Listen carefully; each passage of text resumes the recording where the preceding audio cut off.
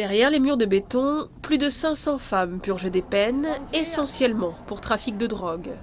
Contrairement aux autres prisons brésiliennes, connues pour leur insalubrité et leur manque de sécurité, la section féminine du complexe de Bangu fait aujourd'hui figure d'exception.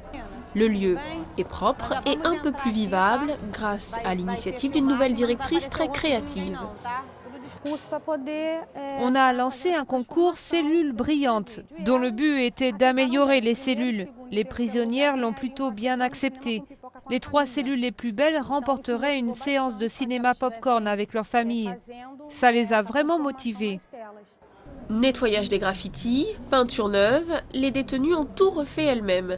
Et mieux encore, les scènes de violence ont presque disparu dans cette prison où 8 directeurs ont été assassinés entre 2000 et 2008. Merinelia est enfermée ici depuis 13 ans pour homicide. Pour elle, les conditions de détention sont nettement meilleures depuis 2 ans. Je trouve que la vie s'est améliorée à 80%. En ce qui concerne la propreté, l'organisation et le fait que l'on puisse dialoguer avec la direction. Pour n'importe quel problème, on peut demander un rendez-vous. Depuis 2008, l'État débloque des fonds chaque année pour les prisons. Des efforts pour la réinsertion ont aussi été mis en œuvre.